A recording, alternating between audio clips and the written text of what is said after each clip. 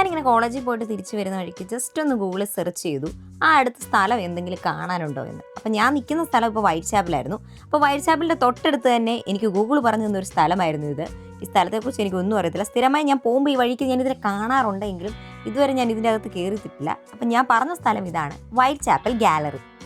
അപ്പം ഞാനങ്ങനെ ഗാലറിയുടെ ഉള്ളിൽ കയറി. ഗാലറിയുടെ ഉള്ളിൽ ഫസ്റ്റ് തന്നെ ഒരു പുസ്തകങ്ങളുടെ സെക്ഷനാണ്. അപ്പോൾ അത് മുഴുവൻ കുറേ പുതിയ പുസ്തകങ്ങളും ഉണ്ട്, അതുപോലെ തന്നെ പഴയ പുസ്തകങ്ങളും എല്ലാം ഉള്ള ഒരു ലൈബ്രറി പോലെയാണ്. കുറേ ആൾക്കാരൊക്കെ വായിക്കുന്നവരൊക്കെ ഉണ്ട്. കണ്ടാലേ കുറച്ച് ബുദ്ധിജീവികളാണെന്ന് തോന്നിക്കുന്ന ആൾക്കാരാണ് അവിടെ നിന്ന് പോലും, ഞാൻ ഒഴിച്ച്. അപ്പം ഞാൻ കുറച്ച് നേരമൊക്കെ ആ പുസ്തകങ്ങളുടെ ഇടയ്ക്കൂടെയൊക്കെ ഇങ്ങനെ നടന്നു. അപ്പോൾ ഈ ഒരു ഗാലറി എന്ന് പറയുന്നത് ഒരു 1901 സ്ഥാപിതമായ ഒരു ഗാലറിയാണ്. അതിനെക്കുറിച്ച് കുറേ ഹിസ്റ്ററിയും കാര്യങ്ങളും ഒക്കെ അവിടെ എഴുതി വെച്ചിട്ടുണ്ട്. കുറച്ചൊക്കെ വായിച്ചു. അപ്പോൾ ഇത് മെയിൻലി സ്ഥാപിതമായതിൻ്റെ പ്രധാന കാരണം തന്നെ ഈ പൊതുജനങ്ങൾക്ക് ആധുനിക കലയെക്കുറിച്ചൊക്കെ പഠിക്കാനൊക്കെ വേണ്ടിയാണ്. അപ്പോൾ ഇതൊരു ഫ്രീ ആണ് ഇവിടെ നമുക്ക് ഇതിൻ്റെ അകത്ത് കയറുന്നതൊക്കെ. പിന്നെ എൻ്റെ അടുത്ത് കുറേ ആർട്ട് എക്സിബിഷനുകളുണ്ട്. കുറേ ഈ കുറേ പ്രശസ്തരായ ആൾക്കാരുണ്ടാക്കിയ എക്സിബിഷന് കുറേ ആർട്ടുകളാണിതൊക്കെ. എന്തൊക്കെയുണ്ട് എനിക്കൊന്നും മനസ്സിലായില്ല, എങ്കിലും ഞാൻ കുറച്ച് നേരം അതിനകത്തൊക്കെ നോക്കി. ആർക്കെങ്കിലുമൊക്കെ മനസ്സിലാവുകയാണെങ്കിൽ നിങ്ങൾ കമൻറ്റ് ചെയ്യണേ. അപ്പോൾ ഇതൊരു ലൈബ്രറിയാണ്, എൻ്റെ ഓപ്പോസിറ്റ് കാണുന്നത്. അപ്പോൾ നമുക്ക് ആ ലൈബ്രറി കയറണേ നമ്മൾ നേരത്തെ ജസ്റ്റ് എന്തോ പാസ്സൊക്കെ എടുക്കണം. കുറേ പാത്രങ്ങളൊക്കെ ഇങ്ങനെ അടുക്കി വെച്ചിട്ടുണ്ട്, ഒന്നും മനസ്സിലായില്ല. പിന്നെ കുറേ പടങ്ങളുണ്ട്, ആരൊക്കെയോ വരച്ച എന്തൊക്കെയോ പടങ്ങൾ. എന്തൊക്കെയോ മനസ്സിലായി എന്ന ഭാവത്തിൽ ഞാനും അതുവഴി ഉള്ളതെല്ലാം നോക്കിയും കണ്ടും എടുത്തുമൊക്കെ അതിൻ്റെ അകത്തൂടെ നടന്നു. അപ്പോൾ മെയിൻലി ഇതിനകത്ത് കുറച്ചുകൂടെ ആർട്ടിനോടൊക്കെ താല്പര്യമുള്ള ആൾക്കാർ മാത്രമേ ഇതിനകത്ത് കയറാറുള്ളൂ എന്ന് എനിക്ക് തോന്നുന്നത്. അപ്പോൾ നമുക്കിതിൻ്റെ മൂന്നാമത്തെ നിലയിൽ ചെല്ലുമ്പോൾ പീറ്റർ കെന്നാഡെ എന്നൊരു ഭയങ്കര പ്രശസ്തനായ ഒരു ഫോട്ടോഗ്രാഫർ ബ്രിട്ടനിലുണ്ടായിരുന്നു. അപ്പോൾ അയാളൊരു ആക്ടിവിസ്റ്റും അതുപോലെ തന്നെ ഒരു രാഷ്ട്രീയ ആർട്ടിസ്റ്റും ഒക്കെ ആയിരുന്നു. അപ്പോൾ അത് യുദ്ധവിരുദ്ധതയും ഈ സമൂഹത്തിൻ്റെ അനീതിക്കും ഒക്കെ എതിരെ പുള്ളി കുറേ ചിത്രങ്ങൾ വരച്ചു. ആ ചിത്രങ്ങൾ എന്ന് പറഞ്ഞാൽ ഒരുപാട് ഫേമസ് ആയ ചിത്രങ്ങളാണ്.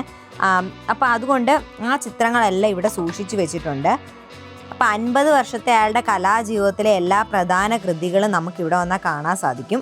അപ്പോൾ ഞാൻ ആദ്യമായിട്ടാണ് പീറ്റർ കെന്നാഡെ എന്നൊരു ചിത്രകാരനെ കുറിച്ച് കേൾക്കുന്നത്. അപ്പോൾ ഞാൻ ജസ്റ്റ് ChatGPT ചോദിച്ചപ്പോൾ എൻ്റെ ChatGPT പറഞ്ഞു തന്നിട്ട് അപ്പോൾ ഇദ്ദേഹത്തിൻ്റെ ഇപ്പോൾ ചിത്രങ്ങളെന്ന് പറഞ്ഞ ഒരു ചെറിയ പടങ്ങൾ എന്നതിനപ്പുറത്ത് നമ്മുടെ സമൂഹത്തെ കുറേ ചിന്തിപ്പിക്കാനും അതുപോലെ പ്രേരിപ്പിക്കാനുമുള്ള പൊളിറ്റിക്കൽ പ്രൊവോക്കേഷൻസ് ആണെന്ന് ചില സമയത്ത് നമുക്ക് പറയാൻ സാധിക്കും. അപ്പോൾ നമുക്കിവിടെ വന്ന ഈ ഫോട്ടോ മോണ്ടേജ് എന്നൊരു കലാരൂപത്തെക്കുറിച്ച് കുറേ മനസ്സിലാക്കാൻ സാധിക്കും. അപ്പോൾ ഇത് മുഴുവൻ ഒരു പുസ്തകം പോലെ ഇടയിലത്തെ എല്ലാ ഫോട്ടോസും അവിടെ കൊടുത്തിട്ടുണ്ട്. നമുക്ക് കുറേ വന്ന് കണ്ടാൽ നമുക്ക് കുറേ അറിവുകൾ കിട്ടും. കാരണം ഫോട്ടോയെക്കുറിച്ചും അതിൻ്റെ ഡിസ്ക്രിപ്ഷൻസും എല്ലാം കറക്റ്റായിട്ട് അവർ കൊടുത്തിട്ടുണ്ട്. നമുക്ക് കുറേ സമയമെടുത്ത് നമ്മളിതെല്ലാം വായിച്ച് പഠിച്ച് മനസ്സിലാക്കാൻ നമുക്ക് കുറച്ച് അറിവൊക്കെ കിട്ടാൻ ചാൻസ് ഉണ്ട്. അപ്പോൾ ഞാൻ കുറേ നേരം ആ പുസ്തകം അതെല്ലാം ഒന്ന് ജസ്റ്റ് എല്ലാം ഒന്ന് നോക്കി എനിക്ക് എന്തൊക്കെയോ അറിവൊക്കെ കിട്ടിയെന്ന് എനിക്ക് തോന്നുന്നു. അപ്പോൾ ഇവിടെ പ്രധാനമായിട്ട് നടക്കുന്നത് പ്രൊഫഷണലായിട്ടുള്ള ആർട്ട് എക്സിബിഷനുകൾ, പിന്നെ നമ്മുടെ എഡ്യൂക്കേഷൻ റിലേറ്റഡ് പ്രോഗ്രാംസ്, പിന്നെ ആർട്ടിസ്റ്റ് ടോക്കുകളൊക്കെയാണ്. പിന്നെ ഇവിടെ നമുക്ക് ഫ്രീ ആയിട്ട് കയറാവുന്നതാണ്.